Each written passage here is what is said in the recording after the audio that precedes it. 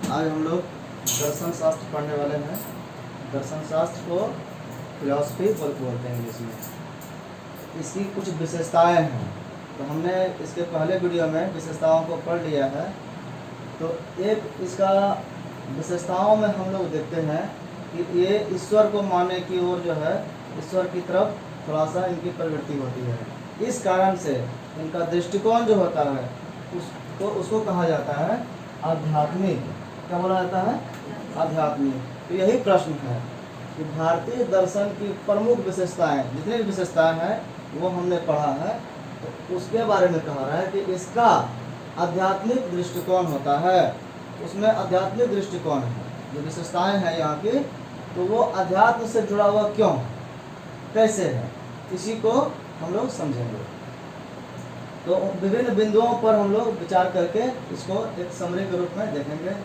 भारतीय दर्शन जो है वो अध्यात्मवाद से ओतप्रोत है। अध्यात्मवाद क्या हुआ? ये आध्यात्मिक दुनिया की बात करता है, जिसमें ईश्वर, आत्मा, इसकी बात होती है। और विश्व की रचना किन्होंने किया है? ईश्वर ने किया है, अकस्मात ये नहीं हुआ है। तो भारतीय दर्शन में अध्यात्मवाद से ओतप्रोत विचार है। जितने भी विचार इसमें है, ओतप्रोत का क्या अर्थ हुआ कि उसमें वो लबालब भरा हुआ है। जहाँ भी हम एक लाइन भी पढ़ेंगे हमको लगेगा कि अध्यात्म की बात हो रही है। तो भारतीय दर्शन भरा हुआ है इस चीज़ से, अध्यात्मवाद से। अध्यात्मवाद का नाम ही है स्पिरिचुअलिज्म। स्पिरिचुअलिज्म का अर्थ हुआ स्पिरिट से भरा हुआ। किससे भरा हुआ? स्पिरिट से भरा हुआ। स्पिरिट क्या है? स्पिरिट ही आत्मा है। आत्मा को इंग्लिश में स्पिरिट कहते हैं। आत्मा, अध्यात्मवाद क्या है? अध्यात्मवाद में आत्मा, जिसको स्पिरिट भी कहते हैं, सॉल भी कहते हैं, ये ही परम सत्ता है। अध्यात्मवाद जो मानता है उनके लिए परम सत्ता, सबसे ऊपर जो पूज्य है या सबसे पावरफुल जो सत्ता होगा, जो भी चीज़ होगा, वो क्या है? आत्मा है। आत्मा वही स्पिरिट है, वही सॉल है, वो परम सत्ता है, सबसे बड़ी सत्ता है दुनिया में, वो आत्मा है। यही विचार अध्यात्मवाद में है और अध्यात्मवाद भारतीय दर्शन में है। इसलिए भारतीय दर्शन को आध्यात्मिक दृष्टिकोण वाला दर्शन कहा गया है। इसमें एक बात है कि अध्यात्मवाद जो है इसका विरोधी विचार भी कुछ है, वो है भौतिकवाद। भौतिकवाद से ये पूरी तरह से विरोध करता है, उसे ये वास्ता नहीं रखता है। इसका उल्टा है भौतिकवाद। भौतिकवाद की ओर पश्चात दर्शन का झुकाव है। भौतिकवाद क्या है? मैटेरियलिज्म, मैटेरियल से जुड़ा हुआ। सिर्फ विश्व जो है ये वस्तु है, जितना भी सुख सुविधा का सामान है, इस यही वस्तु, यही दुनिया वास्तविक दुनिया है, ऐसा मानना भौतिकवाद है। इस दुनिया में सुख जो मिल रहा है हमको, वही सुख सर्वोच्च सुख है, इसको मानना भौतिकवाद है। इसका ये पूर्ण विरोधी है। कौन? अध्यात्मवाद। भारतीय दर्शन का जो विचार है वो भौतिकवाद के अगेंस्ट में है, इसका अपोजिट है, इससे मिलता जुलता विचार नहीं है, इसका उल्टा विचार है। ये हम लोग उससे अंतर समझ लिए। अब इसमें विचार है क्या, उसका जो तथ्य है, उसका जो फैक्ट है, वो मुख्य फैक्ट को हम लोग कुछ बिंदुओं में देखेंगे। इसको 8 बिंदु में हम लोग बांट के देखते हैं। क्या क्या बिंदु है? पहला बिंदु है जड़ या भूत। भूत ये भूत प्रेत नहीं है, ये भूत काल और पास्ट टेंस नहीं है, ये भूत है। भूत कहते हैं किसी वस्तु को। भूत किसको कहते हैं? किसी वस्तु को। तो यही भूत बाद में भूत डरावना हो गया। लेकिन भूत क्या है? वो एक प्राणी है, वस्तु है, या दुनिया का कोई भी चीज, वो क्या है? भूत। उसी को कहते हैं जड़। जड़ तत्व जो होता है उसी को इंग्लिश में कहते हैं मैटर। जड़ तत्व जो है, इसी से दुनिया बना। ये बिल्डिंग किससे बना है? तो ईंट पत्थर से बना है। तो ये क्या है? जड़ तत्व। हमारा शरीर बना है किस चीज से बना है? तो हड्डी मांस से बना है। ये क्या है? ये जड़ है। जड़ तत्व जो है वो कह रहा है, इनका क्या कहना है कि परम तत्व नहीं है। जड़ तत्व जो है वो परम तत्व नहीं है। परम तत्व मतलब सबसे ऊपर नहीं है, वो सर्वोच्च सत्ता नहीं है। तब क्या है सर्वोच्च भाई? उससे भी कोई सुपर क्वालिटी का कुछ है क्या? बोलता है हाँ, भूत और ये जड़ जो है ये तो खत्म होने वाला है, इससे भी ऊपर और इससे भी बड़ा कोई सत्ता है, वो क्या है? वो है आत्मा। कौन है वो? आत्मा। इसी आत्मा को ही ईश्वर भी माना गया है कि ईश्वर जो है वो हमारी आत्मा ही है, और आत्मा, ईश्वर और ब्रह्म भी उसी को माना गया है। तो ये जो या इसी का अंश है सब, तो ये एक कैटेगरी में है, तो ये ऊपर के सत्ता है, यही परम तत्व है। ठीक है, मेजॉरिटी ऑफ जो दर्शन है इंडियन फिलॉसफी वो यही मानता है। क्या मानता है?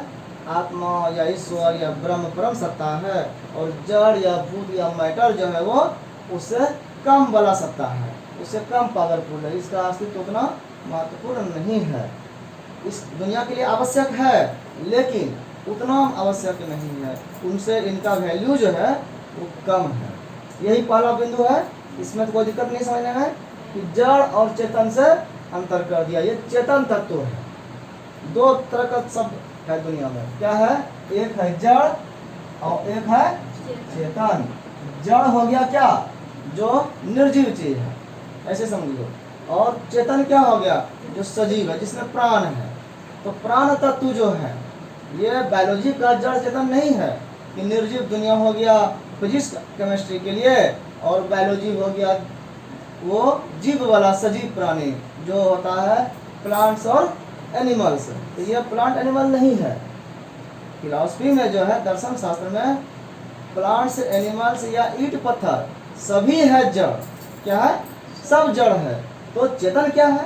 तो कहता है ये जो सजीव प्राणी हम लोग बायोलॉजी में जिसको कहते हैं, तो उसके अंदर जो वो सजीव गुण है, वो जो तत्व है जो ये काम कराता है। जैसे हम बोल रहे हैं तो बोलने वाला कौन है? हमारा मुंह बोल रहा है, हमारा नाक बोल रहा है, हमारा हाथ चल रहा है। इस चलाने वाला शरीर जो है, शरीर को चलाने वाला कौन है? तो जो वो सत्ता है वो चेतन है। वो कौन है?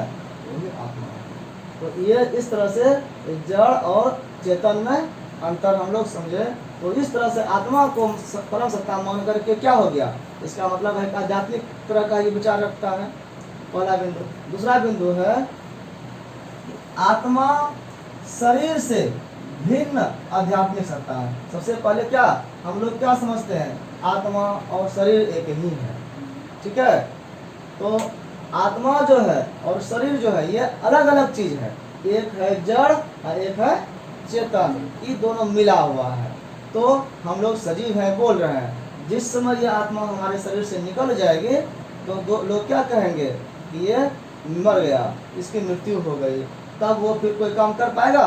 तो शरीर अपने आप कुछ नहीं करता, उसको कौन कराता है? आत्मा। तो ये आत्मा इसमें घुसता है और निकलता है। तो इस तरह से आत्मा अलग है, तभी तो यही भारतीय दर्शन कहता है कि आत्मा जो है वो शरीर से भिन्न है, अलग है। तो हम लोग क्या मानते हैं? हमको पूछेगा कोई कौन हो, तो हम क्या करेंगे? अपना नाम बताएंगे। तो अपना नाम जो है वो किसका है? इस शरीर का नाम है। हमारा पहचान क्या है? इस शरीर से। हमारा कितना हाइट है? तो इस शरीर की हाइट बोल रहा है। ठीक है, आत्मा की कोई हाइट नहीं होती, वो तो एक जैसा है ना। तो इस शरीर का पहचान है। तो शरीर और आत्मा को भिन्न लोग नहीं मान पाते हैं। चारवाक दर्शन जो एक्सेप्शन में है वो इसको अलग अलग नहीं मानता है, बोलता है आत्मा कुछ नहीं होता है, जो है बस वो शरीर है, शरीर को ही आत्मा कह लो। लेकिन वास्तव में और जो दर्शन है वो कहते हैं कि आत्मा शरीर से अलग सत्ता है, और वो कैसा है? आध्यात्मिक है। तो आध्यात्मिक सत्ता आत्मा को माना जो शरीर से अलग है, इस कारण से भी ये आध्यात्मिक दृष्टिकोण वाला विचार हो गया भारतीय दर्शन का। और इन्होंने क्या कहा कि आत्मा कैसा होता है और शरीर कैसा होता है, इसका गुण बताया। क्या गुण बताया? कि शरीर जो होता है वो विनाशशील होता है, वो क्षणभंगुर होता है, कुछ समय के लिए होता है, इसमें रोग बीमारी सब होता है। तो ये शरीर जो है वो टेम्पोररी है, ठीक है, क्षणिक होता है। लेकिन आत्मा क्या है? आत्मा बोल रहा है कि वो अजर अमर है, कभी खत्म नहीं होता, मरता नहीं है, अमर है, अजर अमर। अजर आ मतलब क्या होता है? नहीं, जो जरता नहीं है, और अमर जो मरता नहीं है। तो न मरता है न जलता है। तो जैसे हम लोग लाश को जला देते हैं ना, सोचते खत्म हो गया उसका कहानी, लेकिन वो जलता भी नहीं है। तो वो आत्मा है और वो अपरिवर्तनशील है, उसमें कोई परिवर्तन नहीं होता है। हम बच्चे से बड़े हो जाते हैं ना, तो कौन बड़ा होता है? ये हमारा शरीर बड़ा होता है। आत्मा वो परिवर्तन उसमें नहीं होता, अपरिवर्तनशील है, उसमें चेंज कुछ नहीं होता है। और क्या? नित्य है। नित्य मतलब वो कंटिन्यू रहने वाला है, वो हमेशा रहता है, एक जैसा रहता है। तो ये हो गया दूसरा पॉइंट। तीसरा बिंदु क्या कह रहा है? वेदों एवं ईश्वर में विश्वास। भारतीय दर्शन क्या कहता है कि हमारा इस विश्वास जो है वो ईश्वर में है, और ईश्वर की रचना है वेद, इसलिए वेद में हमारा विश्वास है।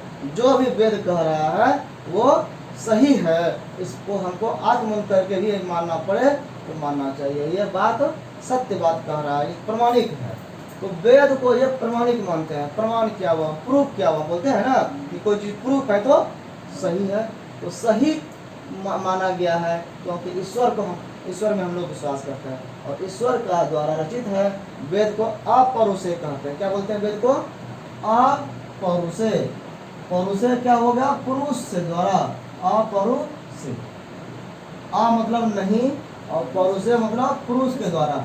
ये किसी पुरुष के द्वारा नहीं बनाया गया है। तो वेद किसने बनाया? तो इसका मतलब किसी ईश्वर ने दिया।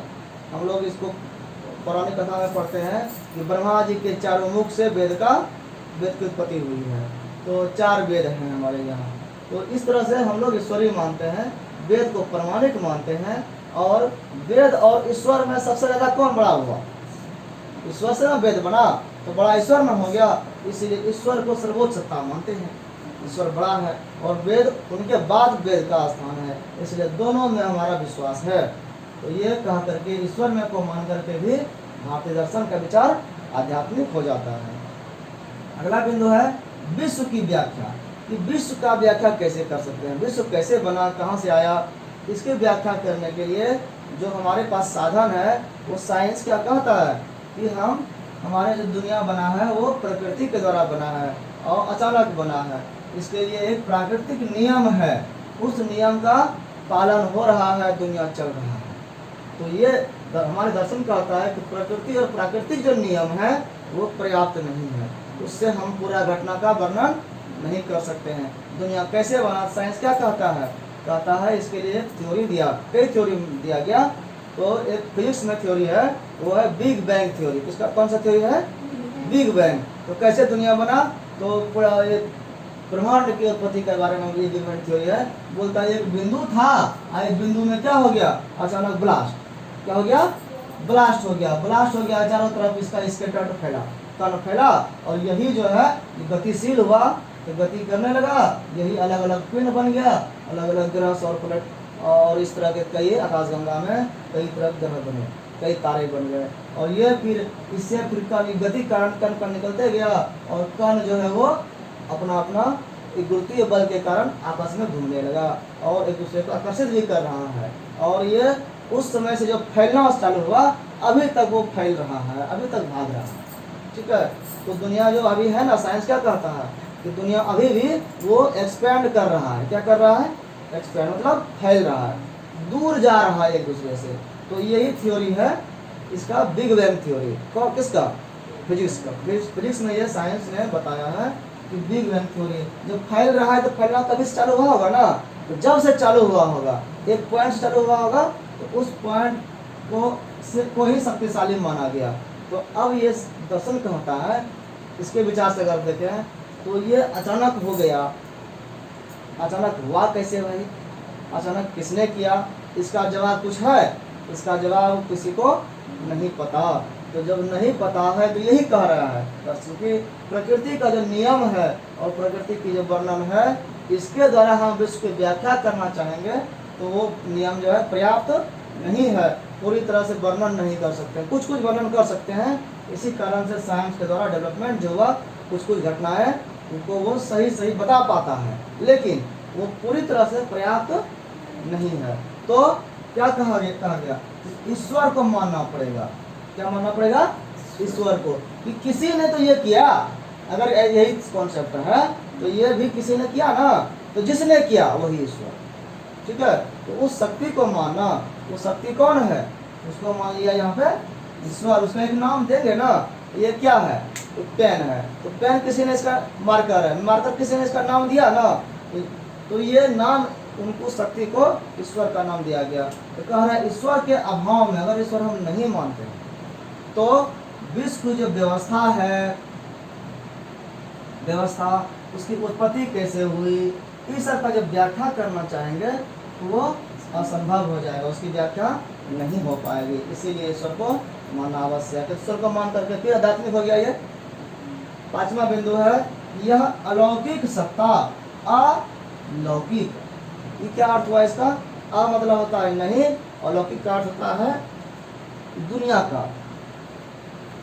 इस जो लौकिक मतलब लौकने वाला, दिखने वाला, जो हमारे जो दुनिया में दिखता है वस्तु, तो प्रत्यक्ष जो होता है, तो और अलौकिक हो गया जो दिखता नहीं है, जो इस दुनिया का नहीं है। तो अलौकिक सत्ता में भी विश्वास रखता है। मतलब क्या कि इस दुनिया से अलग भी कोई दुनिया है, अन्य लोक है, जैसे कि स्वर्ग है, नरक है, वैकुंठ है, परलोक मानते हैं ना, सतलोक है, और बहुत सारे लोग मानते हैं, 14 भगवान मानते हैं, 3 लोग मानते हैं, आकाश पाताल मानते हैं, माने है ना ये सब चीज़। तो इसमें भी हम लोग विश्वास करते हैं। हम लोग बोलचाल में भी ये बात करते हैं। कोई गलत करता है, बोलता है गलत कर रहे हो ना, तुम नरक में जाओगे। तो नरक कोई जगह है कि नहीं, ऐसा मान रहा है, और उससे वो आदमी डर जाता है कि सच में हम लोग जो है नरक में चल जाएंगे। तो उसमें हमारा विश्वास है, और यही है अलौकिक सत्ता। इसको क्या कहेंगे? Super natural. नेचुरल जो है प्रकृति, जो साइंस मानता है, उससे भी कोई सुपर मान लिया, उससे बाहर की सत्ता, वो है सुपर नेचुरल बीइंग्स, वो सत्ता। तो उसमें हमारा विश्वास है, भारतीय दर्शन का विश्वास है सुपर नेचुरल सत्ता में, और उसके हिसाब से अपनी ज़िंदगी को जीता है। इसी कारण से ये आध्यात्मिक है। ठीक है। अगला बिंदु है विश्व प्रक्रिया। विश्व में कोई घटना जो घट रहा है, क्यों? दुनिया में कुछ होता है ना, दुनिया बना तो क्यों बना, इसका कोई कारण होगा ना, वो कारण क्या है? तो दुनिया यहाँ क्या कहा, ये विस्फोट हुआ बिग बैंग थ्योरी में, तो ये विस्फोट जब हुआ तो क्यों हुआ, इसका कारण बताया? इसका कोई उद्देश्य नहीं है, ऐसे हो गया। ठीक है। लेकिन यहाँ कह रहे हैं इसका उद्देश्य है। तो ये इसकी प्रक्रिया जो है वो उद्देश्य पूर्ण है, इसी कहते हैं टेलियोलॉजिकल। एम है उसका कुछ। ठीक है। और वो लक्ष्य जो है, जो उद्देश्य है, वो निश्चित है। जो ईश्वर का जो इच्छा है, हमको ऐसा दुनिया बनाना है, वो निश्चित है। उसी के हिसाब से दुनिया का सृष्टि चल रहा है। और भारत का जो दर्शन है वो सृष्टिवाद में भी विश्वास रखता है। सृष्टिवाद क्या है? सृष्टिवाद कई तरह के सिद्धांत हैं इसका, पृथ्वी का, धरती का, दुनिया का बनने का। तो एक सिद्धांत उसमें है सृष्टिवाद। सृष्टिवाद क्या कहता है? Theory of creation. क्रिएशन करना मतलब सृष्टि करना, बनाना। तो थ्योरी ऑफ क्रिएशन क्या कहता है कि सृष्टि किया गया, तो किसने किया? तो फिर ईश्वर है जिसने ये किया। इसका एक सिद्धांत है कि कुछ खास नियम के द्वारा उन्होंने सृष्टि का निर्माण किया, तो वो सृष्टिवाद है। तो इसलिए यहाँ पर मान लिया फिर ईश्वर को इनडायरेक्ट में, तो ईश्वर को मानने कारण ये आध्यात्मिक हो गया। ये और आगे बात कर रहा है कि विश्व का विकास हुआ इवोल्यूशन के द्वारा। डार्विन ने थ्योरी दिया था ना कि इवोल्यूशन थ्योरी, तो वो इवोल्यूशन हुआ, वो पानी से जीव का विकास हुआ, धीरे धीरे छोटे छोटे माइक्रो ऑर्गेनिज्म बैक्टीरिया वायरस से धीरे धीरे फिर मल्टी सेलुलर ऑर्गेनिज्म बना।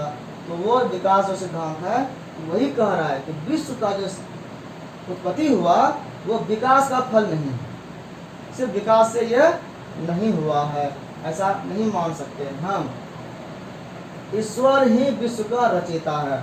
ईश्वर ने विश्व का रचना किया है, वही उसका पालन पोषण करता है, वही इसका संहारता है, संहार करने वाला है। इसी कारण से हम लोग त्रिदेव को मानते हैं। त्रिदेव कौन कौन? एक ब्रह्मा, एक विष्णु, एक महेश। ब्रह्मा क्या करते हैं? रचना करते हैं। विष्णु क्या करते हैं? पालन पोषण करते हैं। संहार करने वाले कौन है? महेश। त्रिनेत्र खोलते हैं और तीसरा आँख खोलने के बाद प्रलय कर देते हैं, जला देते हैं। तो इस तरह से ये जो त्रिदेव का रचना है वो भारतीय दर्शन का कॉन्सेप्ट है। ये सृष्टिवाद को मानने के कारण ऐसा विचार है, साइंस ऐसा नहीं मानता है। और इसी कारण ये ईश्वर को मानने के कारण ये ईश्वरीय भारतीय दर्शन हो जाता है, वो आध्यात्मिक हो जाता है। 8वां बिंदु है कि बुद्धि या अनुभव, हमारा जो बुद्धि है और हम जो अनुभव से ज्ञान प्राप्त करते हैं, मतलब रीजन और एक्सपीरियंस, एक्सपीरियंस जो हमको होता है, तो इसको यथार्थ ज्ञान का उपयुक्त साधन, हमको जो ज्ञान होता है का वास्तविक साधन नहीं है, उपयुक्त साधन नहीं है। हमको ज्ञान होता है ना कि हमको कैसे लिखना है, बच्चे को लिखने के लिए सिखाते हैं ना, वो हाथ पे पकड़ करके लिखाते लिखाते उसको अनुभव हो जाता है। रास्ता में चलते चलते बार बार खड़ा करते हैं तो खड़ा रहने बच्चा सीख जाता है, गिर जाता है, लेकिन धीरे धीरे फिर खड़ा होना, चलना, बोलना सब कुछ सीख जाता है। तो अनुभव से ज्ञान होता है, कुछ ज्ञान बुद्धि से होता है। तो यह कह रहा है कि दुनिया की ज्ञान हो सकता है, लेकिन वास्तविक ज्ञान जो है, यथार्थ ज्ञान जो है, जो ईश्वर का ज्ञान है, वो बुद्धि के द्वारा और अनुभव के द्वारा नहीं हो सकता है। ये अध्यात्म की बात है। परम तत्व जो अल्टीमेट रियलिटी है, यही परम तत्व है, यही ईश्वर है। अल्टीमेट रियलिटी जो अंतिम सत्य है, उसको कहते हैं परम सत्य। जो ईश्वर है का ज्ञान देने में असक्षम है। हमारी बुद्धि जो है वो उतना सक्षम नहीं है, हमारी बुद्धि कमजोर, उसकी सीमा है, वो उससे ज़्यादा नहीं सोच सकता है। हम ईश्वर की तरह सोच नहीं सकते हैं। हमारे सोचने का, हमारे अनुभव का एक लिमिट है, उस लिमिट से बाहर की बात को हम पूरी तरह से नहीं जान सकते हैं। इसीलिए यथार्थ ज्ञान का साधन जो है वो बुद्धि या अनुभव नहीं है। तो इस तरह से हमने देखा कि ईश्वरीय कृपा होगा तभी हम लोग ईश्वर को जान सकते हैं। अतः इन तथ्यों के आधार पर हम भारतीय दर्शन की जो विशेषता है इसको क्या कह सकते हैं? आध्यात्मिक है, आध्यात्मिकता कहते हैं इसको। इस तरह से हमने देखा कि भारतीय दर्शन कैसा है? आध्यात्मिक है। क्यों? क्योंकि इनका जो कॉन्सेप्ट है वो मैक्सिमम कॉन्सेप्ट जो है वो ईश्वर पर निर्भर करता है, ईश्वर की सत्ता पर निर्भर करता है। विश्व को भी माना गया तो ईश्वर ने बनाया। आत्मा अगर है तो आत्मा वो ईश्वर का ही अंश है या खुद ईश्वर है। इस तरह से ईश्वरीय मानने के कारण जो है वो ईश्वरीय या आध्यात्मिक है। स्पिरिचुअलिज्म से ओतप्रोत होने के कारण अध्यात्मवाद भारतीय दर्शन का एक मूल अंग है। तो हम लोगों ने समझा इस बात को।